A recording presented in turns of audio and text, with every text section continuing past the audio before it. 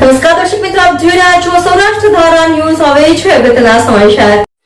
અમરેલી બગસરા મામલતદાર કચેરી ખાતે આંગણવાડી કર્મચારી સંગઠન મંડળ દ્વારા આવેદનપત્ર આપ્યું. બગસરા શહેર અને તાલુકામાં આંગણવાડી કેન્દ્ર બંધ રાખી આવેદનપત્ર આપ્યું. બીએલઓની કામગીરીમાંથી મુક્તિ આપવા માંગ કરવામાં આવી. સરકારશ્રી પાસે વિવિધ પડતર માંગણીઓને ધ્યાનમાં રાખી આવેદનપત્ર આપ્યું. આંગણવાડી કર્મચારી સંગઠન મંડળના જિલ્લા પ્રમુખ ભારતીબેન પાડલિયાની આગેવાનોની હેઠળ આવેદનપત્ર આપ્યું. આંગણવાડી કેન્દ્રોને ડિજિટલ કરવા માટે મોબાઈલ એપથી કામનો ભાર વધ્યાનું જણાવ્યું. આંગણવાડી કાર્યકર્તાઓએ બીએલઓની કામગીરીમાંથી મુક્ત આપવા સહિત વિવિધ માંગણીઓને ધ્યાનમાં રાખી સીડીપીઓની અને મામલતદારશ્રીને આવેદનપત્ર આપી રજૂઆત કરવામાં આવી. રિપોર્ટર અશોક મણવર, અમરેલી. આજે અમે બગસરા તાલુકાના તમામ હેલ્પર વર્કર બહેનો, સીડીપીઓ બેન તેમજ મામલતદાર સાહેબને આવેદન આપેલ છે. કારણ કે અમે કેટલા સમયથી, અમારા લાંબા સમયથી એક જ માગણી, અમે 18 માંગણીઓ લઈને આવેદનપત્ર આપીએ છીએ. એમાંથી સરકારે અમારી એક પણ માંગણી સ્વીકારેલ નથી.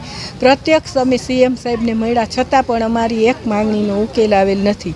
અત્યારે અમારા એટલી કામગીરી છે આઈસીડીએસની, છતાં પણ સરકારે બહારની કામગીરી, અમારે પરિપત્ર છે કાયદેસર કે બહારની કામગીરી નથી કરવાની, છતાંય અમને બીએલઓની કામગીરી જબરદસ્તી અત્યારે બહેનોને ઓર્ડર લેવા આપી દીધા છે અને પરાણે અમને ઓર્ડર આપ્યા છે તમારે કામગીરી કરવી જ પડશે એમ.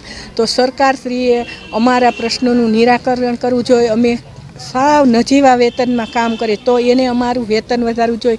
અમને લઘુત્તમ વેતનમાં સમાવેશ કરવો જોઈએ અમારો, અને કાયમી કર્મચારીમાં ગણતરી કરવી જોઈએ.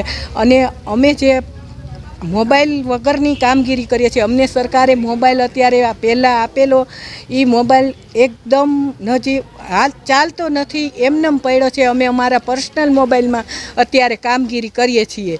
એમાં એફઆરએસનું કામગીરી કરવામાં અમારે આખો મહિનો એમનેમ વયો જાય છે.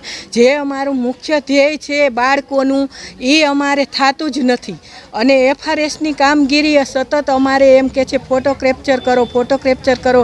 THR પેકેટમાં અમારે ફોટા કેપ્ચર કરવાની, મૂળ તો એ કામગીરી બંધ કરે અને સરકાર અમને નવા અને સારી ગુણવત્તાના મોબાઈલ આપે અને અમને લઘુત્તમ વેતનમાં સમાવે, એવી અમારી માગણી છે. અને વહેલી તકે અમારા પ્રશ્નનો ઉકેલ આવે.